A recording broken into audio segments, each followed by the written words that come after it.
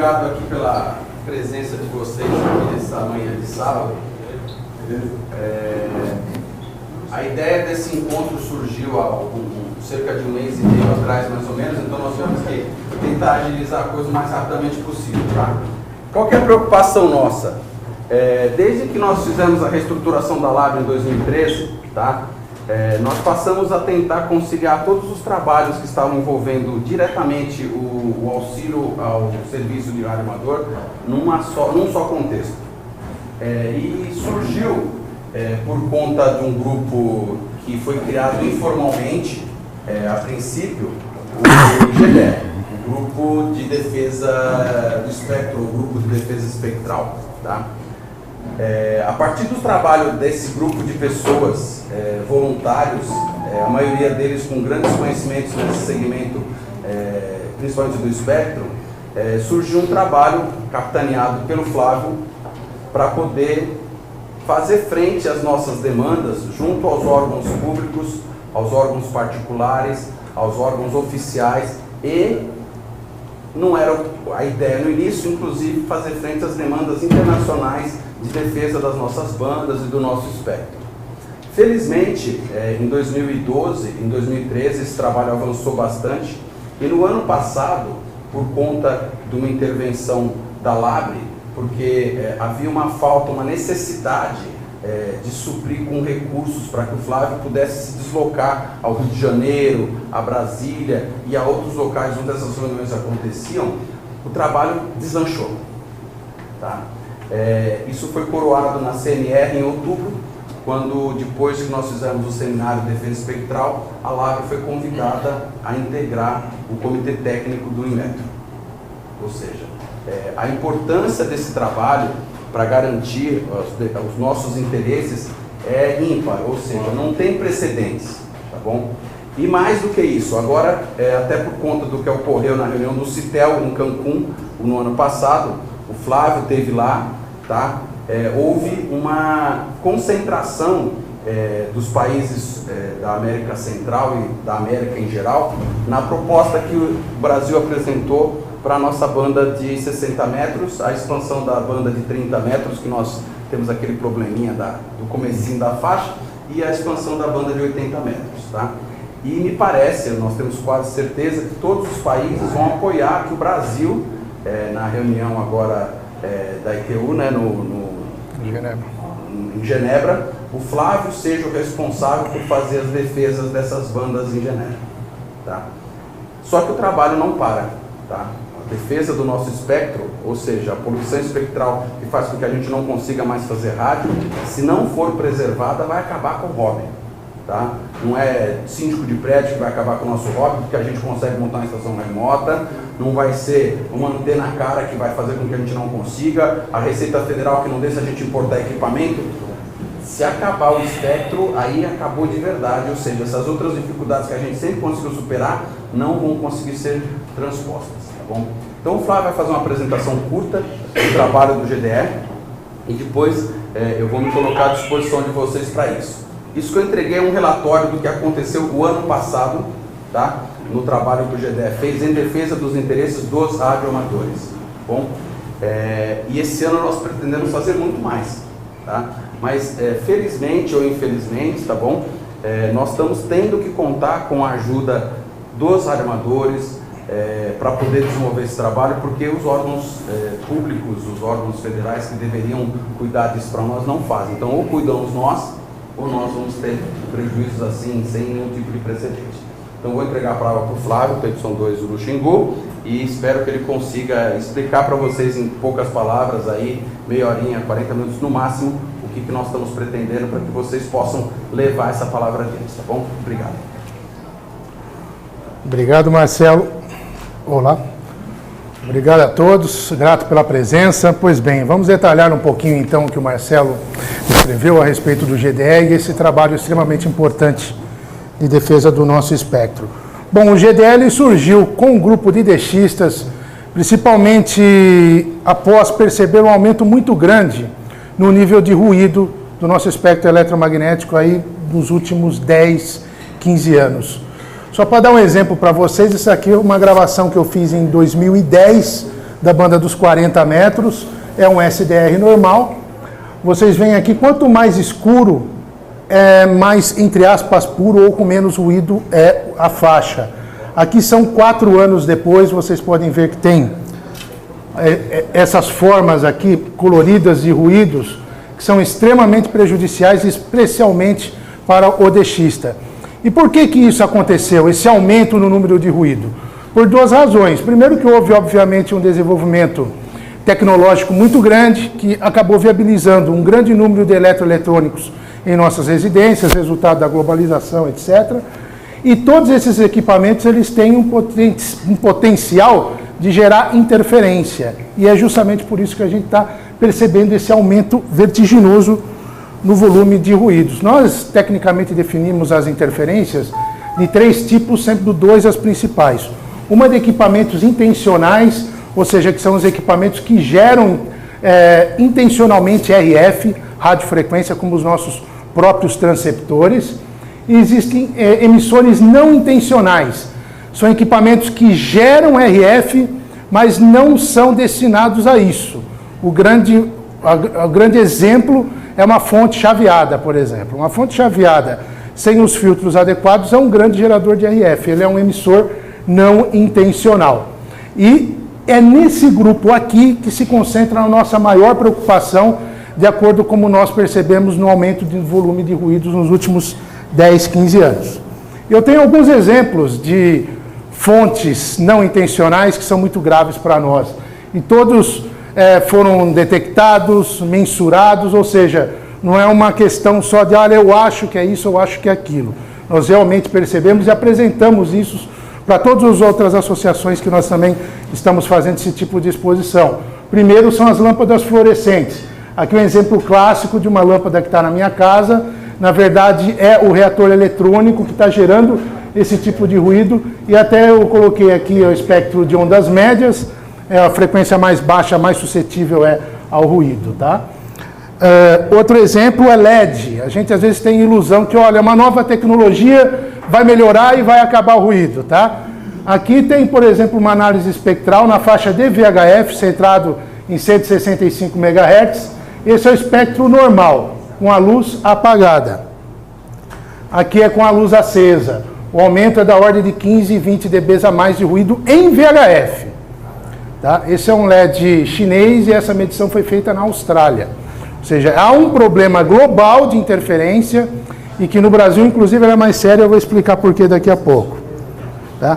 Iluminação pública também é um sério problema quando a lâmpada está com uma corrente muito alta tentando acender a lâmpada e ela não consegue acender, porque ela já está há muito tempo com problemas. Isso gera uma interferência brutal. Aqui, por exemplo, na faixa de 6 MHz, onde tem radiodifusão, o nosso equivalente seria 7 MHz.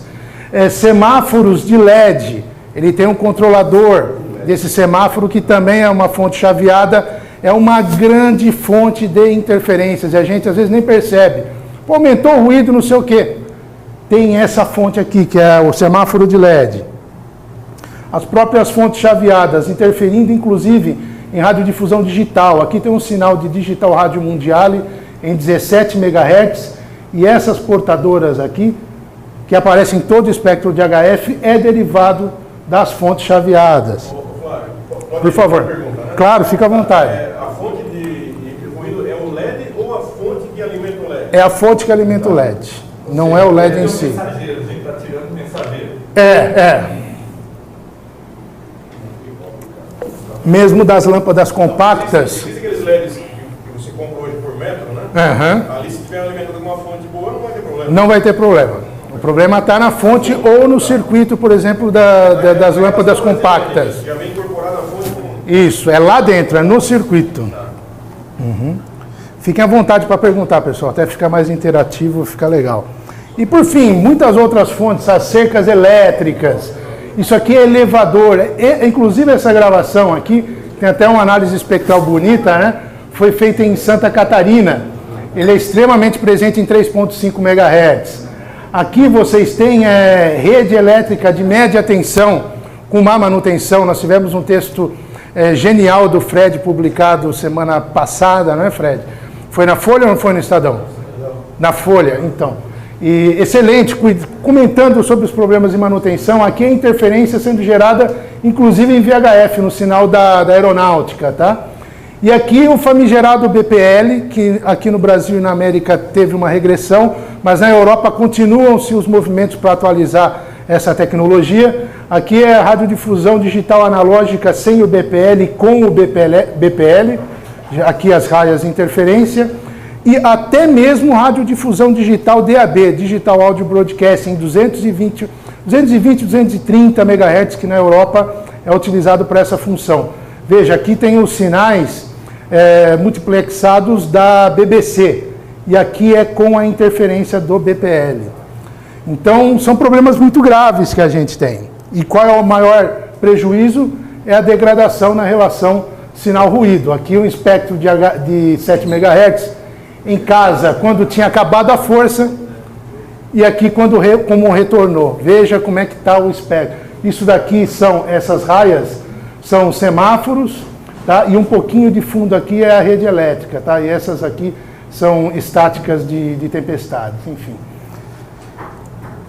Uma outra coisa que a gente percebeu, esse problema é global, mas ele é mais sério no Brasil.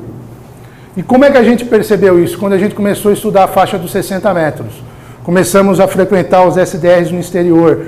E aí a gente viu, por exemplo, SDRs que estão dentro de Berlim, sem ruído. E aqui em cidades muito menores, nessa situação aqui, extremamente grave, e às vezes até mesmo com equipamento melhor do que aquele que está na Europa. E por que está assim no Brasil? Porque existe uma série de normas que fazem com que esses emissores não intencionais tenham um limite para essa emissão, para não gerar interferências. Essas normas no Brasil não estão sendo seguidas na plenitude. Como é que funciona isso? Você tem, por exemplo, um laptop, um notebook. Ele tem uma emissividade inerente ao próprio circuito, à própria tela que ele está utilizando. Existe uma esfera internacional de normatização que vai gerar uma limitação de emissão desse espectro, que é a IEC, o Comitê Eletrotécnico Internacional. Ele faz uma norma que é, por exemplo, a CISPER 22, que é referente a uma determinada categoria de produto. Depois vem a nacionalização. Nacionalização dessa norma no Brasil é feita pela ABNT e é feita pelo Inmetro. Aqui que está o problema. Muitas das coisas que tem internacional não são nacionalizadas no Brasil. E quando são, não são de maneira obrigatória. Depois, alguns produtos de telecomunicação, eles também são regulados pela Anatel. Aqui sim já há um maior controle, que é justamente a certificação e homologação de produtos, tá? E por fim, eu sempre coloco que em nossa defesa, em última instância, tem sempre o judiciário. Se isso daqui não funcionar, a Anatel, a ABNT e Inmetro, ou mesmo as instâncias internacionais, nós temos o judiciário para nos proteger. Outro problema que a gente percebeu de espectro são as interferências clássicas. Essas interferências são, por exemplo, o caminhoneiro em 10 metros. São pessoas que podem estar até com equipamento certificado e homologado, só que ele faz um mau uso. O que percebemos nesses últimos 10 anos? Que não houve evolução na fiscalização. Aqui é o espectro do SDR da Labre de Minas Gerais, onde fica claramente mostrado onde estão os sinais dos caminhoneiros, que é muito comum. Isso aqui eu recebi da RP, que mostra todas essas portadoras aqui são caminhoneiros brasileiros, como eles são escutados lá na Europa, tá? E isso daqui é o radar iraniano em 20 metros, que é um radar militar, que não deixa de ser também uma interferência, além de ser intencional, também de um uso não controlado do espectro. São interferências clássicas, tem a ver com gestão e defesa espectral, e nós também percebemos esse problema. E por fim, novas tecnologias que estão surgindo, tá? Que são as tecnologias de telefonia celular, 3G, até 5G, o rádio cognitivo. O que é o rádio cognitivo? O rádio cognitivo é um caso para nós muito sério. É um transceptor de SDR, que ele faz a detecção da relação sinal-ruído na faixa, ele vê se aquela faixa tem ou não tem sinal e decide transmitir naquela faixa, independente da legislação. Então, se, por exemplo, em 28.500 não tem ninguém utilizando e tem lá um equipamento de rádio cognitivo permitido para transmitir nessa faixa, ele vai detectar que não tem ninguém e transmite, põe uma portadora. Tá? É um rádio inteligente. Isso está sendo muito pesquisado no exterior. A internet das coisas, ou Internet of Things, é a mesma... O rádio cognitivo é legalizado ou não? Não, porque está ainda em fase experimental, tal.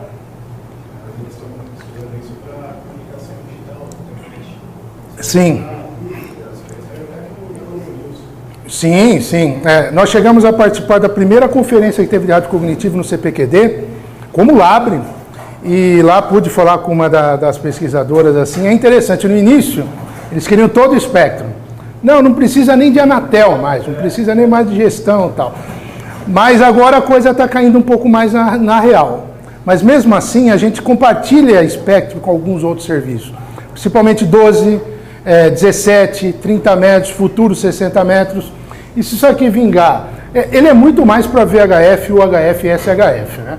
Mas se vir, estou dando exemplo da HF que é mais próximo de nós, mas essa uma realidade que está acontecendo técnica que a gente tem que se antecipar, porque nada acontece sem antes passar pela Anatel e pela UIT.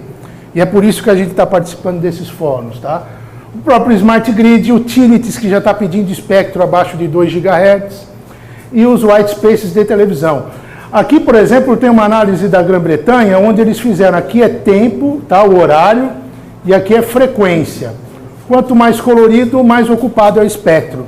Eles estão fazendo estudos, inclusive com probabilística e tal, para detectar quais são os vazios de espectro, para posteriormente ocupar por telefonia, porque é uma justificativa. O espectro é um bem público, limitado, mas vocês não estão usando, por que vai ficar com vocês? Então é nisso que está caminhando, e não é mais uma questão de opinião, é uma questão já mensurada. Então são coisas que nós vamos tratar aí nos próximos anos, e que são novas tecnologias que ocupam espectro e que também são discutidas nos fóruns que a gente está participando. Essa daqui é justamente a parte de gestão do espectro, gestão espectral. Bom, então o que a gente percebeu? Então está se encaminhando então para que, como se não tivesse utilização da banda, eles vão pegando. Quer dizer, a gente vai perder. Esse é o caminho. Esse é o caminho proposto por algumas empresas de telecomunicações. Empresas ou é uma consciência geral disso? Não, são as empresas que estão propondo, principalmente fabricantes de chips, tal, etc. Mas há oposição.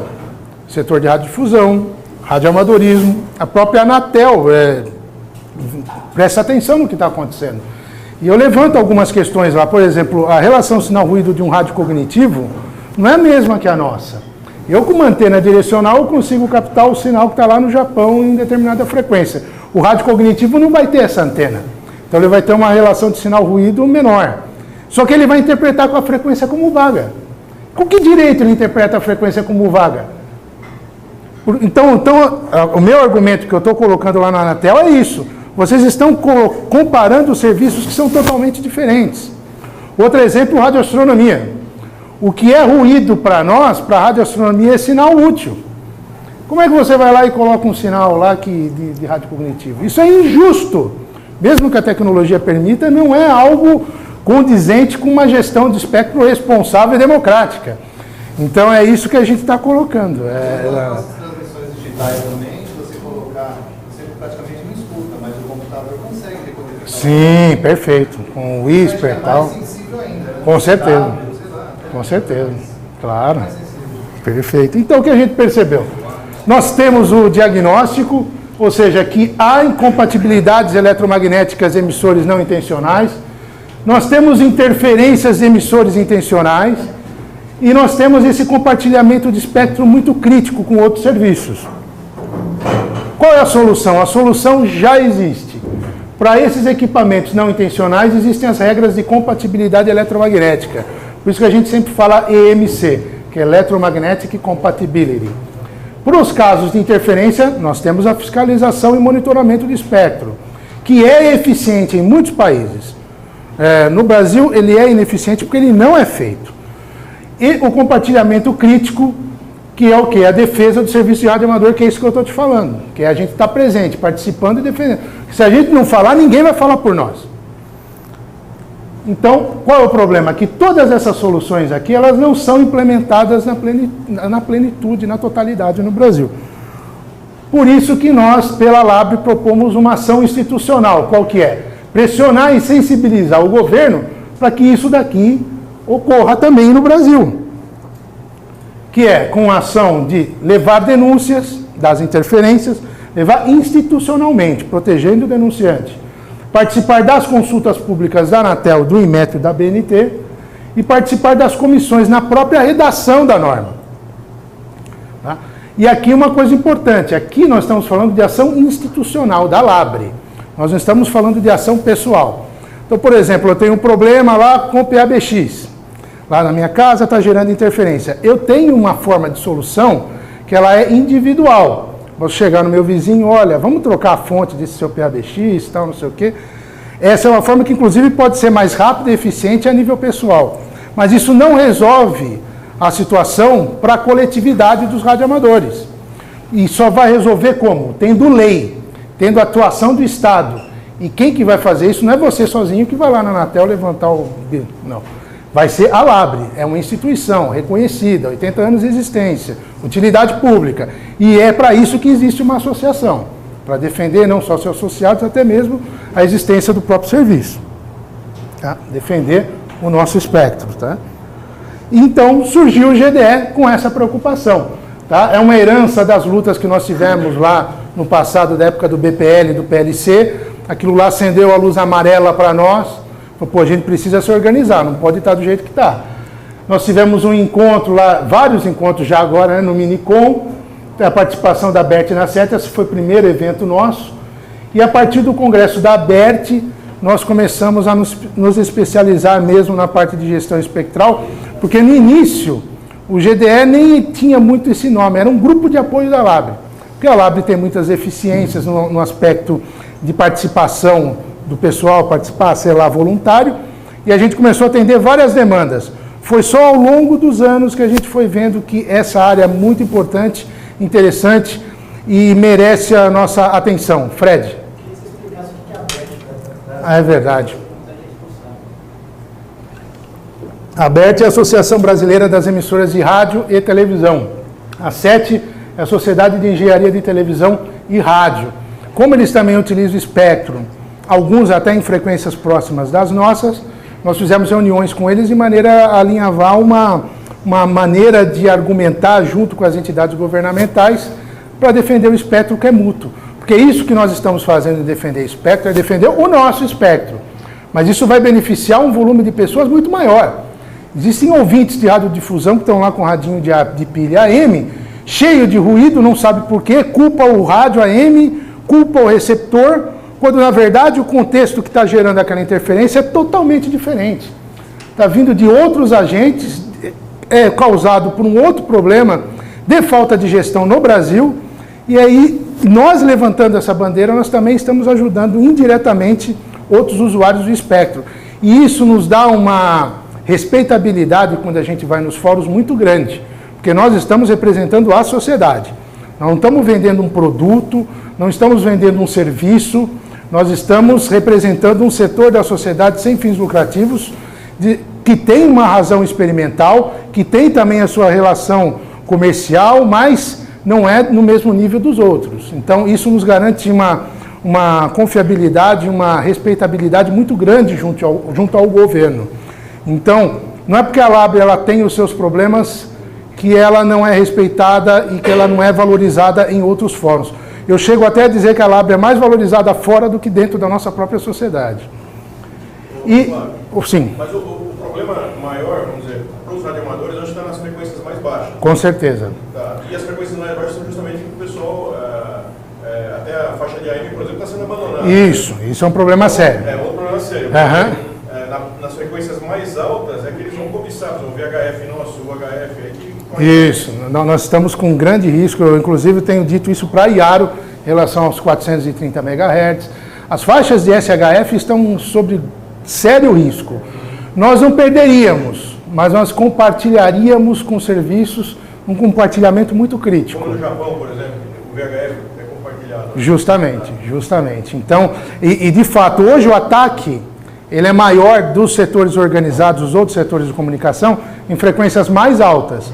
Só que as frequências mais baixas são as mais susceptíveis, por razões de comprimento de onda, tal, etc. Até a própria geração elétrica da interferência. Né? Então, o que eu quis dizer assim, mesmo a VERT, por exemplo, não deve relativiza, sim. Você tem toda a razão. Tanto que agora o nosso trabalho, a gente teve essa discussão nessa semana no GDE. Que o pessoal, vamos aumentar a interação, daí eu coloco essas contextualizações. Né? Agora, por isso que muitas das coisas que eu estou colocando aqui é do VHF. Porque muita interferência que tem em frequência baixa também tem no VHF. Então, embora o VHF em frequências altas seja mais imune aos ruídos, eles não estão totalmente imunes, não é 100% de imunidade. Principalmente o VHF. Então, é sempre um argumento que a gente está tratando e coletando casos. Inclusive, eu convido as pessoas que vocês tiverem interferências, gravação, saber qual é a origem, compartilhem conosco, porque a gente vai fazendo banco de dados, vai mandar para a internet também no nosso site, e isso ajuda a comunidade a também identificar quais são as próprias fontes de ruídos locais, seja para as ações individuais, né? Como eu falei, em contraposição com as coletivas. E isso que a gente está fazendo aqui na Labre não é nada de novo. Aqui vocês têm uma série de pins, né, de anúncios da Liga Americana, da RSGB, do Fundo de Defesa Espectral. Eles também têm os mesmos problemas, eles também têm problemas financeiros e fizeram lá todos os seus movimentos anuais de forma a fortalecer a associação, a defesa e os profissionais que trabalham com isso. E daí, quais foram as conquistas que nós tivemos agora mais recentes? Na parte de compatibilidade eletromagnética. Aqui, por exemplo, é uma reunião na COBE e a BNT em São Paulo. Aqui foi uma reunião na Ilume, aqui em São Paulo também, discutindo lâmpadas públicas, né, iluminação pública. Aqui é uma reunião no Inmetro, lá no Rio de Janeiro, discutindo o regulamento técnico de qualidade de alguns produtos. Por que o Inmetro prorroga tanto as notas dele, alguma coisa assim? Porque eu trabalho com lâmpada LED. Ótimo. E esse ano já saiu a norma do Inmetro, tudo para legalizar, toda a parte de lâmpada LED já foi prorrogada novamente. Sim, existem dentro do Inmetro, há vários, não é só nós que estamos lá, tem outros setores, os industriais tal, e aí tem as pressões, né? Porque não basta, por exemplo... Mas a norma já saiu. Ela já saiu e só saiu com proteção do espectro por causa da Labre. Eu tenho a norma lá que dá 12, 13 folhas da norma. Isso. Ela vai entrar em janeiro agora, já foi prorrogado, sabe lá... Porque assim, tem dois tipos de norma. Tem a RTQ, que é Regulamento Técnico de Qualidade, que ele fala assim, olha, você é produtor de um equipamento eletroeletrônico. Você vai ter que seguir isso para compatibilidade eletromagnética, isso para segurança elétrica e isso para reduzir o consumo de energia elétrica. Daí, eles fazem um segundo passo que chama RAC, Regulamento de Avaliação da Conformidade. Aí o que é? Como é que nós vamos fiscalizar quem está fabricando e vendendo o LED? Então, nós vamos fazer essa certificação, por conformidade, declaração. Quando é que a gente vai fiscalizar o parque fabril?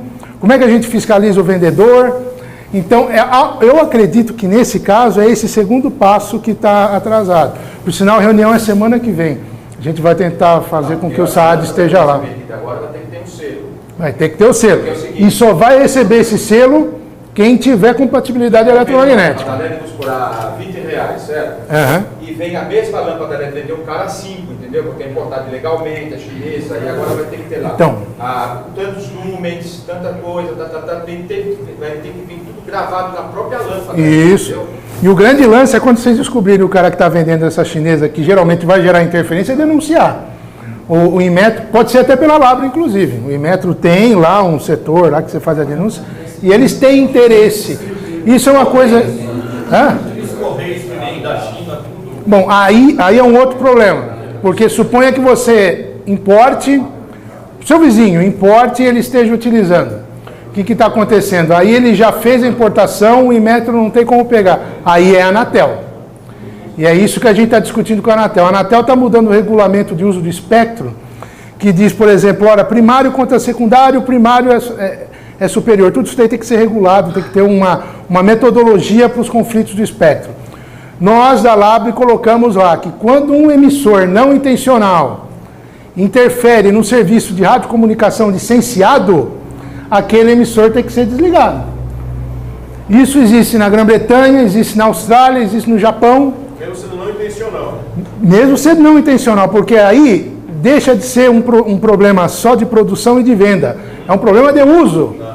Porque você pode estar utilizando, por exemplo, iluminação pública. Você pode estar lá com o dispositivo tudo homologado, certificado, funcionando. Mas ele pode ser mal instalado. Ele pode ter um problema de funcionamento. Aí é a operação. O operacional que a gente está defendendo é que tem que ser pela Anatel. Para a Anatel isso é um problema, porque eles têm questões lá até de pessoal, de trabalho, mas nós temos argumentos fortes. Um deles é o próprio regulamento de rádio da UIT, que diz que serviços licenciados de rádio têm que ser protegidos. E nós pegamos, traduzimos isso, participamos da consulta pública e a coisa está avançando. Fred? Eu queria que você comentasse, eu não sei se o pessoal sabe, São Paulo está caminhando para trocar toda a iluminação pública, por 100%, através de um negócio chamado parceria público-privada. A Labre, na figura do Marcelo, na figura do Flávio, conseguiram chegar àquela intermédia no meio ali, na hora que o pessoal estava acertando as diretrizes dessa contratação para ter certeza que essa iluminação vai estar protegida.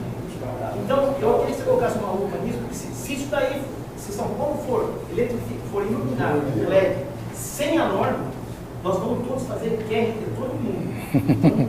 Então, é isso aí, todo o parque de iluminação de São Paulo vai ser trocado. Ele vai ser por iluminação de LED.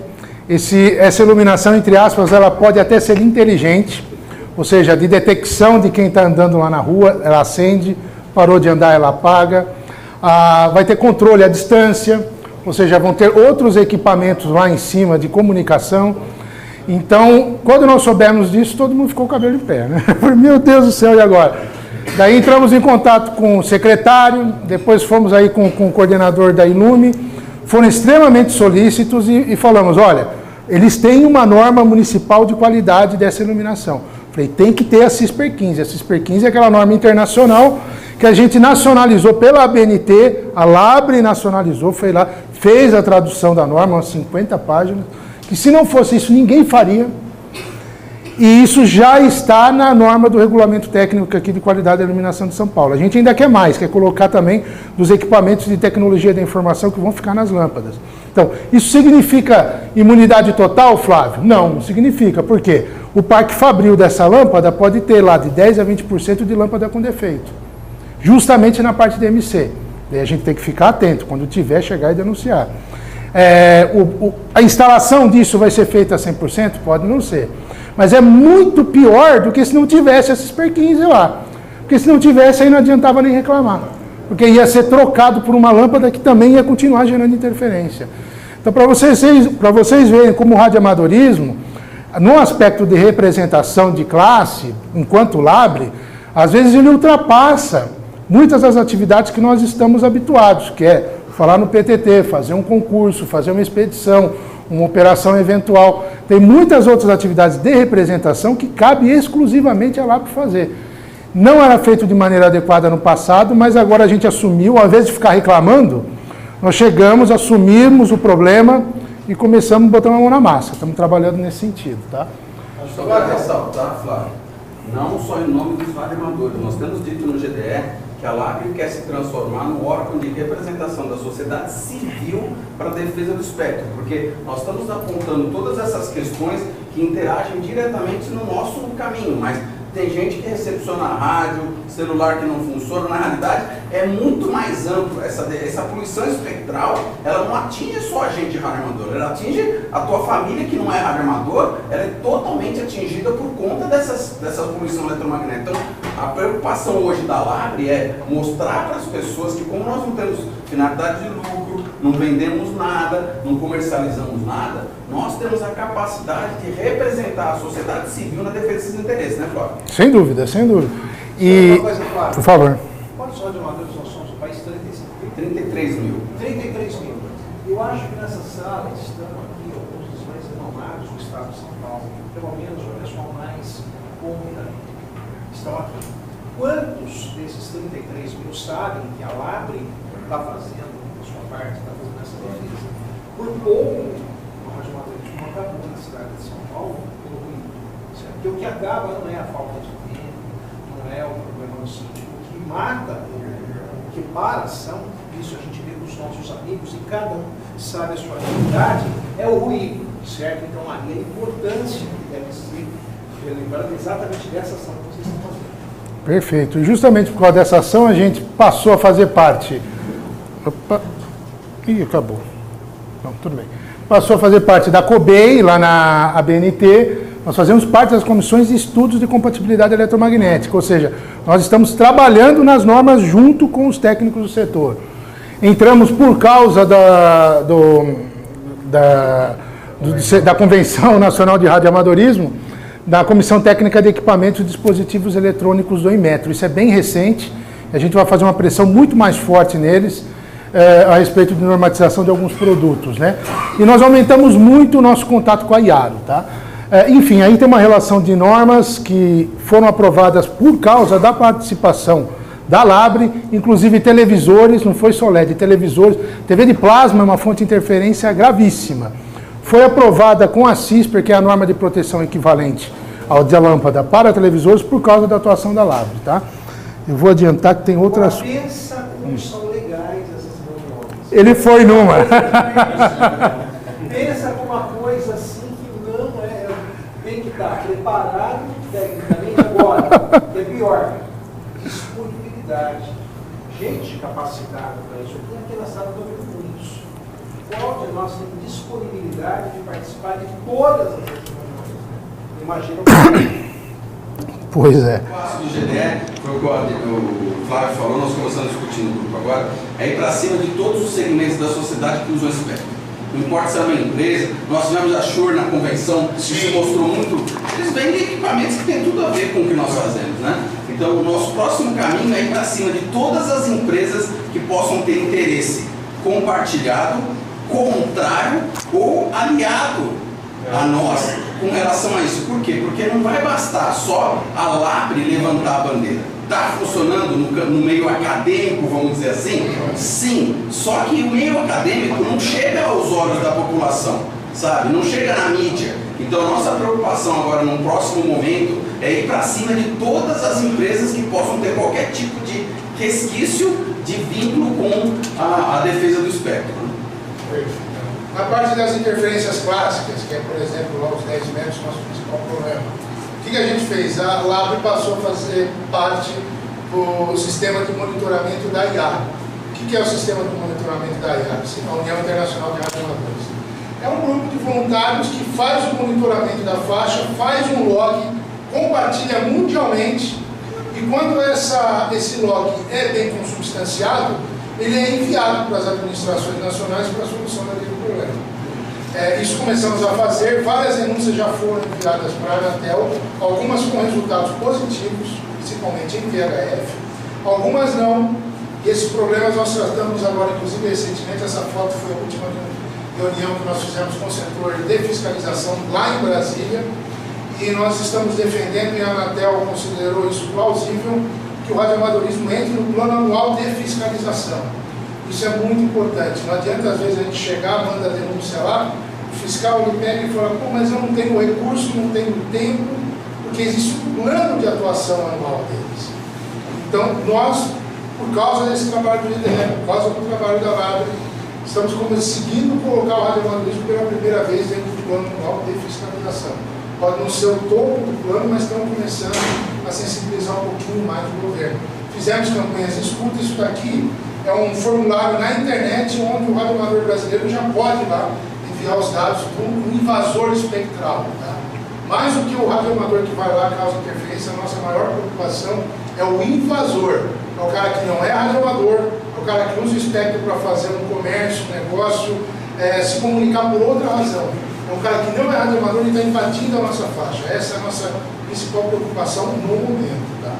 Participamos das consultas públicas e de maneira assim, bem destacada, a ponto da própria Anatel citar nos relatórios internos dela uma contribuição nossa por parte do monitoramento que eles estavam para montar em HF. Não vai mais nesse momento por causa de problemas de gestão do governo federal. Mas estamos com essa interlocução, ou seja, aquele argumento que, olha, eu sou um radioamador, estou percebendo interferência, mas eu não vou denunciar porque a Anatel vai primeiro na minha residência. Isso acabou. Tá? Já existe um formulário na internet para esses casos de invasores do espectro, no qual, se os dados forem bem consubstanciados, eles solicitam isso. Eles falam, olha, é importante que a denúncia seja a mais completa possível. A partir daí, isso vai para a Anatel em Brasília e de lá é distribuído para o Estado e eles vão. Esse formulário está disponível onde? No site do GDE, radioamadores.org. Eu vi funcionando. Opa! No Rio de Janeiro.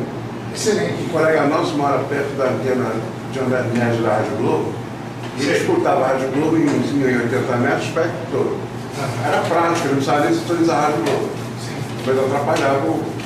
Ele entrou aí nesse site aí, né? Sim. Funcionou, diminuiu. Excelente, bom. Funciona. Esse retorno não tinha. Uma pessoa. Na cidade de Americana, nós temos uma rádio aí de 1940 kHz de 7%, que é a frequência tradicional de bate-papo que o pessoal da M, é possível a recepção.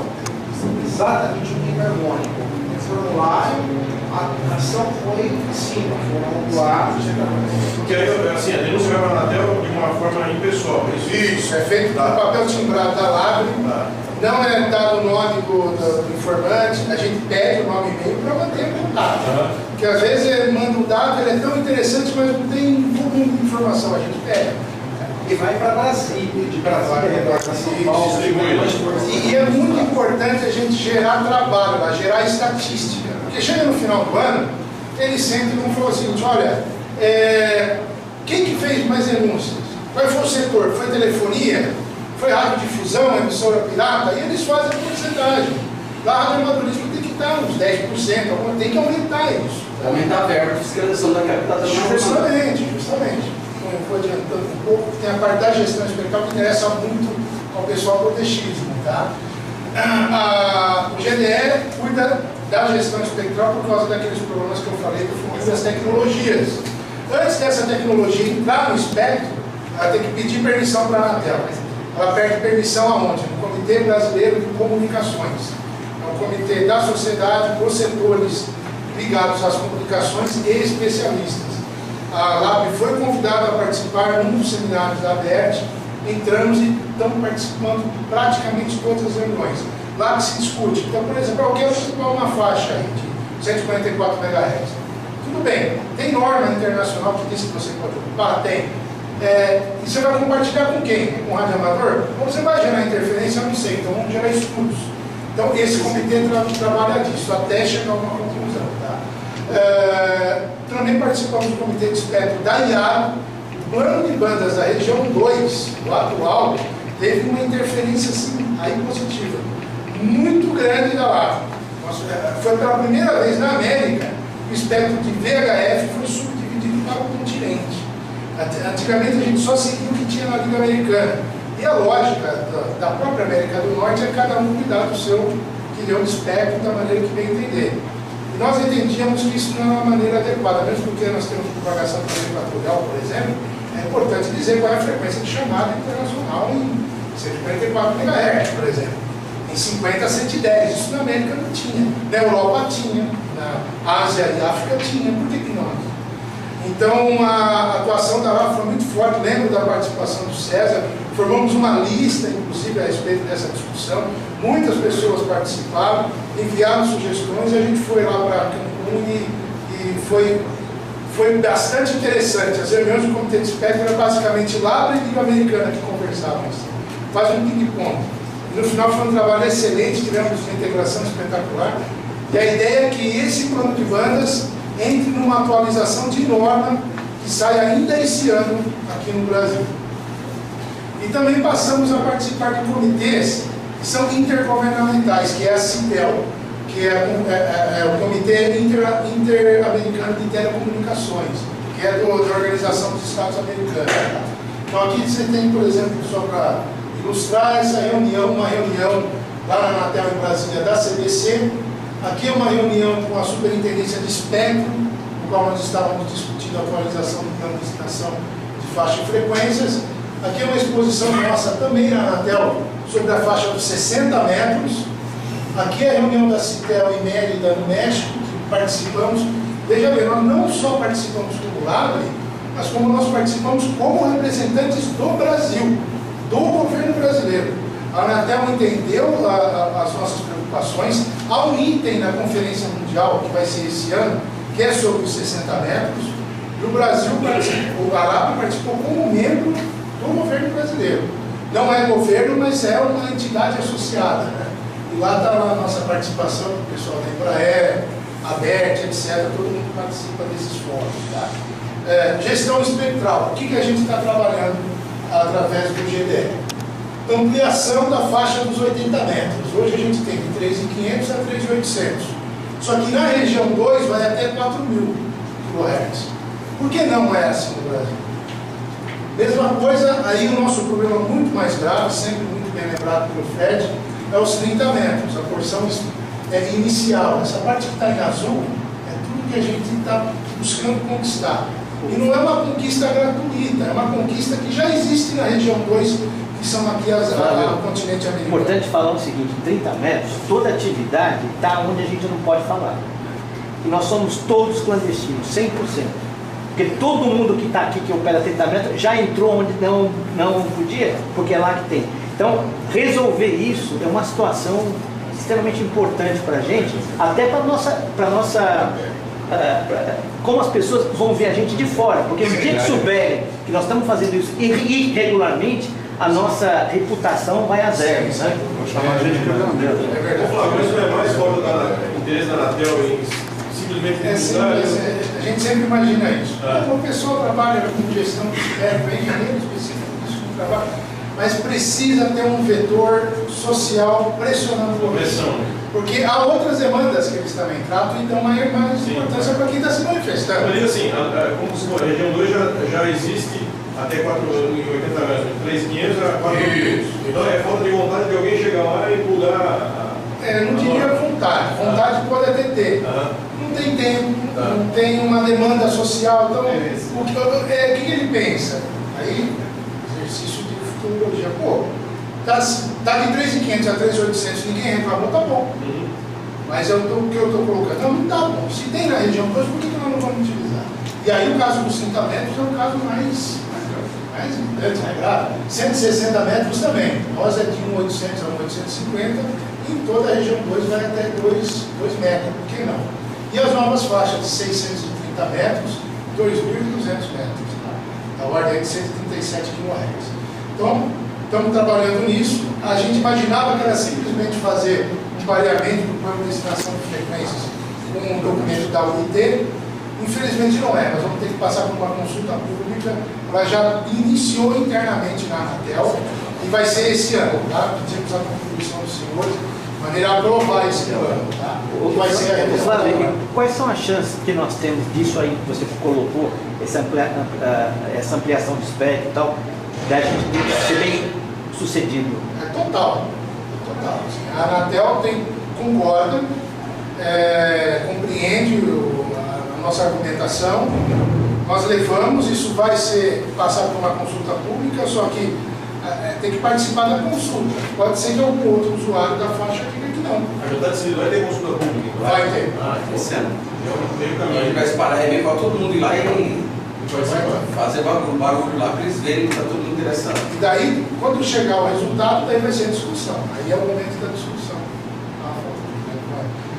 Tem que lembrar que o trabalho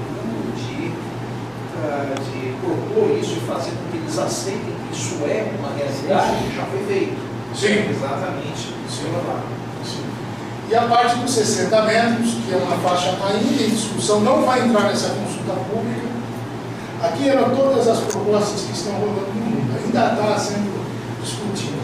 Nós chegamos na Anatel e propusemos essa sugestão aqui, sendo que cada país poderia estabelecer, olha, essa aqui é a faixa máxima, mas de repente o Canadá quer trabalhar com alguns canais, ou a Argentina quer trabalhar dessa maneira, isso como primeira concessão da faixa para os radioamadores.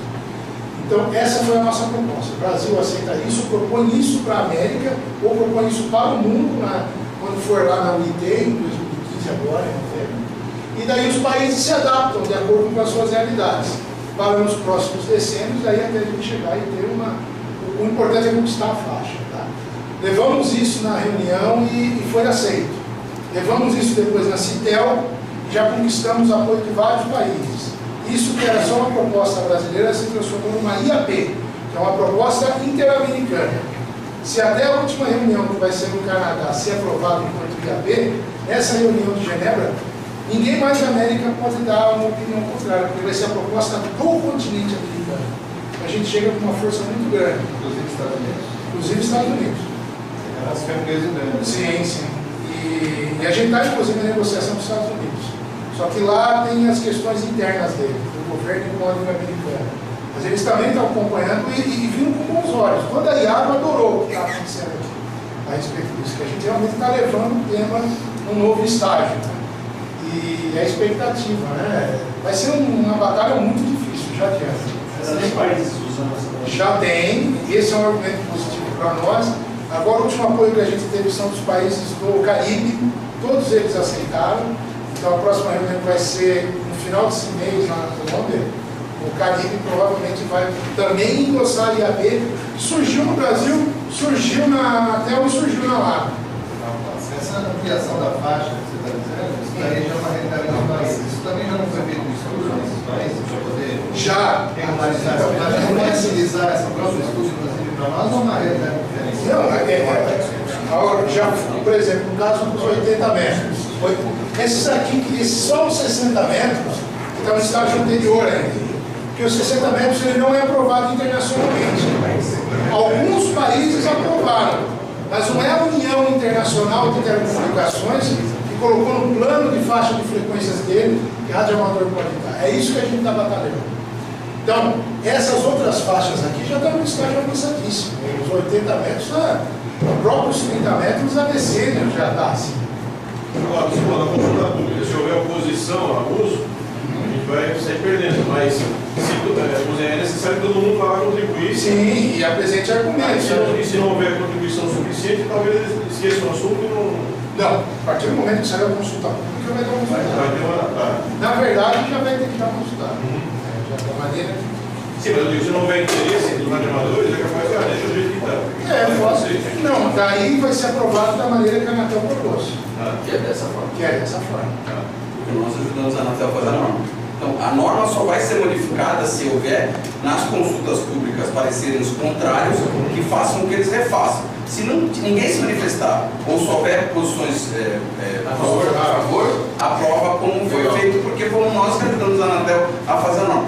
E internacionalmente isso é muito interessante porque a gente faz DX, porque assim, depois que isso virar todos os países e a IARO aprovar, se discute inclusive a nível de DXC a entrada da banda de 60 para Challenge, para todas as coisas. Então, quer dizer, na realidade, isso é uma coisa para quem faz contato desses muito importante, porque é uma banda nova que vai estar surgindo aí. Para gente que já não tem mais o que fazer de país que nem o Fred, o cara vai sair brigando, porque é tudo novo. Vai começar de novo. Não tem jeito de proibir rodada, não? Provavelmente os 60 metros vai ser semelhante aos 30, tá? Muito provavelmente, porque essa banda aqui, ela é muito compartilhada, inclusive com forças armadas, então ela vai ser uma banda muito semelhante aos 30. Ou seja, telegrafia, modos digitais, e pode ser que no futuro até venha a fundir e tal. Essa é a minha defesa, tá? Que no início a gente tem que começar aos poucos, né? Principalmente com a faixa que é tão ocupada. Inclusive, eu acredito que na Ásia vai ter muitas dificuldades. A Rússia é muito ocupada dessa faixa. A China também, enfim. Mas essa é uma discussão mais adiante. Mas a gente veio com essa expedição para Ankara e conseguimos... Sim, eu fiz o primeiro contato lá, crossband em 40 metros. Sensacional, me lembro bem. O FT767, que está na casa do Geraldo. É a primeira transmissão, né? Foi a primeira transmissão do Brasil. História. E outras frentes que nós estamos trabalhando, que, como eu disse, nós temos muita demanda poucos voluntários. Quando começa a surgir um grupo desse, bem qualificado, se apresentar, desenvolver esse tipo de trabalho mesmo, até mesmo profissional, as demandas também caíram sobre nós. E fica mal você, pô, vamos também tentar auxiliar. Quais são essas demandas? Essa que é extremamente grave, que é a certificação e homologação. Tá? Nós temos um membro no grupo que é extremamente ligado a isso, que é o Ajustamento Geral, e fizemos algumas reuniões, estamos caminhando, infelizmente a passos muito lentos, devido a alguns problemas internos na Anatel, mas há direcionamento de uma forma de certificação e homologação, uma participação efetiva da LAB nisso. Mas está ainda em passos leves, mas já foi dado um caminho. E esse caminho, inclusive, foi dado pela Anatel, não foi proposto por nós. Então, estamos caminhando, estamos em negociações. É uma frente adicional de apoio que o GDE presta, não é o nosso foco, mas estamos lá junto, porque até pela própria presença nossa na Anatel, que é muito grande. Tá? Outra questão foi a lei das antenas. Caiu no Congresso a lei da antena que ia ser aprovada no final do ano. E se fosse aprovada daquela maneira que estava, era de fato um problema para nós. A princípio ela era justamente para os serviços como telefonia celular. Porém o que a gente percebeu, dentro da lei da antena começaram a aparecer exceções. Então o Exército falou, não, nós estamos fora dessa norma aqui. Nós estamos fora dessa norma. Peraí, não é só para telefonia. E nós passamos a defender isso. Não, cada jogador tem uma exceção. Como é que nós vamos pagar uma subprefeitura para ter uma torre? Não tem lógica, porque a gente não tem fins lucrativos. É um absurdo isso. Como é que a gente vai compartilhar a torre? Tem a torre aqui da Labre, a Vivo chega e fala, pô, para dar um exemplo. Eu quero compartilhar a torre com vocês, vocês estão numa posição, pela lei é obrigado a compartilhar. Então são coisas que não foi feito na má fé, mas é que precisa ter a sociedade para se manifestar, pô, eu não posso estar nessa. Pior que isso, um síndico pode chegar na rua, você tem direito. Só que eu quero que siga essa norma. Não, mas essa norma na Vavá não está lá. Só o certificado de aprovação ambiental para a instalação da torre. Tem isso também. Da estação. Já acabou com tudo já. E tem questão visual e urbanismo que é totalmente subjetiva. Não tem como você dizer que se uma torre é bonita ou Vocês colocam na lá.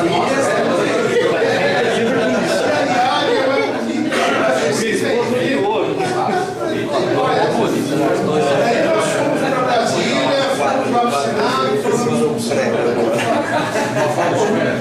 O Alex, o prédio dele, enfim, falamos com um senador muito próximo da Labre lá em Brasília, que garantiu tal, que daí acabou que a lei não foi aprovada por causa dos problemas políticos lá, entre aspas está engavetada, mas vai voltar com força total, e daí a gente vai ter que se mobilizar também. Isenção de impostos, isso é um assunto que vai morrendo, ainda mais agora com a crise financeira no Brasil, mas também auxiliamos, nós redigimos uma carta para todos os deputados e senadores, foi enviada para todos eles pedindo compreensão sobre esse assunto, foi a contribuição que a gente deu. Sabemos que não é a nossa obrigação, mas pô, se está lá, vamos auxiliar, alguns retornaram, perfeito, não sei o quê, vamos nos reunir, acabou, mas para.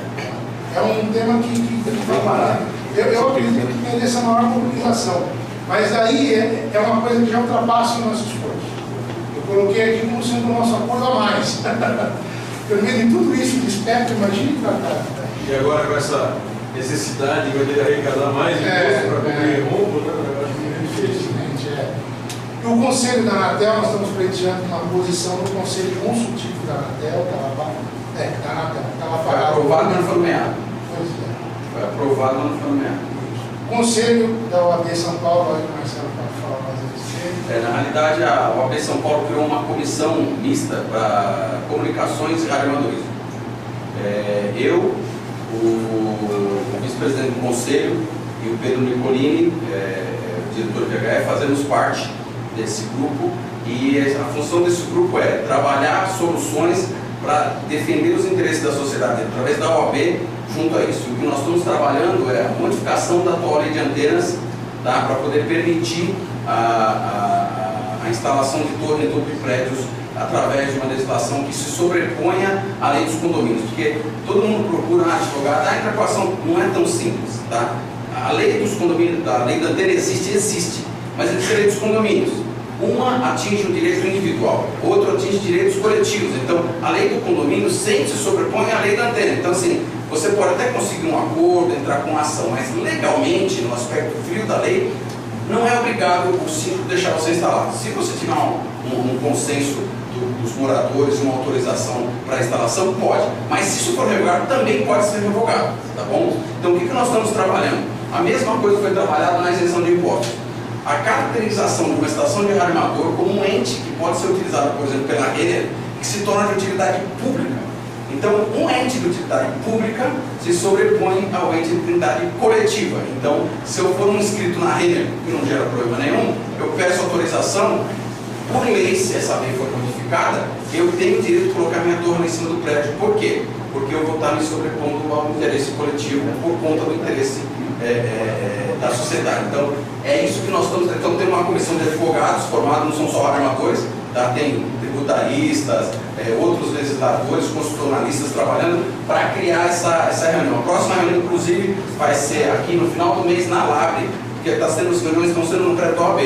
Então, nós fizemos um acordo na última reunião, um mês vai ser aqui, outro mês vai ser lá, até para eles conhecerem o nosso ambiente e se cercarem. Então, o Conselho da OAB nós conseguimos ingressar, ele é formal, só da OAB São Paulo por enquanto, mas nós já sabemos que os outros estados vão começar a fazer isso por pressão dos armadores advogados, como o armador gosta de ser advogado, né?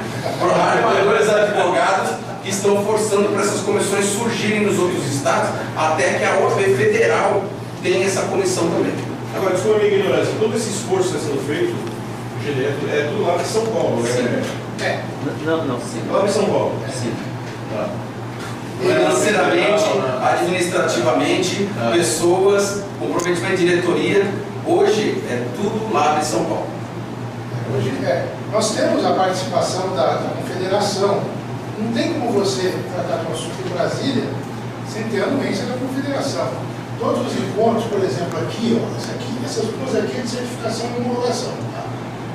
Aqui está o Gustavo, que é da Federal, está o Orlando, lá do Federal, sempre estão acompanhando. Mas eles já estão lá em Brasília. Agora, há questões de comprometimento, como é que você vai trabalhar em Brasília? Isso tem um custo. Aí a LAB de São Paulo, de fato, assumiu a responsabilidade, eu que agradeço publicamente, não para mim, mas pelo Rádio Amadorismo, com o Marcelo, ele assumiu, enquanto instituição, representante da instituição, a responsabilidade de auxiliar isso. Caso contrário, o GDE teria acabado. Porque não é possível fazer uma representação, entre aspas, da classe, né? Mas uma representação do Estado amador, uma representação eficiente de qualidade, se você não participar, se você não discutir, se você não integrar, se você não redigir junto. E isso tem custo. E é muito difícil. A situação das LABs estaduais de confederação são bastante díspares. Hoje São Paulo está numa situação de destaque que possibilitou esse tipo de apoio. Caso contrário, não seria possível. Mas assim, a LAB São Paulo, talvez eu perdi um pouco o foco aqui. A LAB São Paulo, ela é subordinada à LAB Federal? Sim. A gente, 15% da arrecadação de todos os estados tem que repassar 15% da sua arrecadação para a LAB Federal. É como se fosse um CNPJ? Não, cada um tem seu CNPJ. Só que, pela forma como foi constituída a LAB, 15% da nossa arrecadação vai para a LAB Federal, com exceção dos mantenedores. Ou seja, quando nós criamos a função de os associados mantenedores em São Paulo, muita gente viu com bons olhos. Por quê? Tem gente que ainda fala, mas eu vou pagar e não quero que o dinheiro vá para o Brasil. O pessoal que hoje, inclusive remidos, que são sócios mantenedores, o dinheiro fica em São Paulo e é utilizado para esse tipo de serviço e não vai um centavo para Brasília, porque a gente não acha correto isso. Então, a alteração estatutária permitiu que a gente fizesse isso. Por isso que tem crescido o número de sócios mantenedores que têm contribuído com a LAB nesse sentido. Esse tipo de trabalho tem motivado muita discussão interna lá. A gente precisa fazer uma associação, vamos unificar, vamos trabalhar dessa maneira, da outra, discussões pesadas, profundas. Está saindo sócios de outros estados? Nós estamos com quase 100 associados por causa do Birô. Na realidade, o Birô Internacional estava parado em Brasília, sem funcionários. Nós chegamos a receber caixas com formigas dentro do QSL guardado há décadas lá. E nós assumimos o Birô sem custo, nós estamos pagando com todo o custo de gerenciamento do Birô Internacional hoje de entrada no Brasil. Então, assim, tudo bem que isso daí é um favorecimento para os nossos associados, porque o cartão entra por aqui, tem gente que recebe cartão com 2 meses, está chegando o cartão na caixinha dos nossos associados, enquanto o cartão passava para Brasília, ficava fumando parado, depois chegava aqui e ia ser separado. E a gente fez esse serviço para poder controlar todo o trabalho do Birô. Ou seja, mas os associados que fazem DX de outros estados estão vindo para lá só por conta do Birô, né? São quase 100 já. No Rio de Janeiro são mais de 40. Por fim, atividades de divulgação. Essa aqui é uma atividade de divulgação. Fizemos algo semelhante, inclusive com a presidência do Dr. Joey, lá no Instituto Técnico Federal de São Paulo, com essa foto aqui, até na inauguração da Estação de Radioamadorismo da Escola Técnica Federal de São Paulo, com objetivos, inclusive, educacionais. Lá participamos, falamos um pouco desse programa da Comissão Espectral do Trabalho da LAB, e a Convenção Nacional de Radioamadorismo foi muito boa. Fizemos um seminário lá dentro de gestão de defesa espectral, com presença do Inmetro, da Anatel, da BNT, do Laboratório L, DUV e por aí vai. Foi muito, a própria CUB foi muito interessante. Sim, algumas empresas. Foi um trabalho muito bom que motivou uma integração bastante interessante para esse trabalho. Enfim, as observações finais, ou seja, uma coisa muito importante. As responsabilidades dos entes numa sociedade, elas são diferenciadas. A LAB é um representante de um setor da sociedade que está pressionando o Estado a desenvolver alguma coisa. Então, quem faz é o Estado. Então, a LAB, ela não é ela que vai cortar a luz porque está gerando interferência. Não é a LAB que vai pegar um pirata que está lá em 10 metros e tirar o rádio de uma unidade móvel. Tá? Nós temos que ter essa noção bem clara. Nós estamos representando uma parcela da sociedade que está motivando aqueles que são responsáveis, para quem pagamos impostos, a tomarem as atitudes que já são previstas por lei. Tá? Outra coisa, os prazos são diferenciados. Algumas coisas elas funcionam muito mais rápidas que outras, porque envolvem outras pessoas e outros temas. Por exemplo, certificação e homologação é um tema difícil, porque não envolve só radioamadorismo. Então isso demora, é muito cansativo, e, enfim, tem um ritmo. A parte de gestão e defesa espectral é diferente.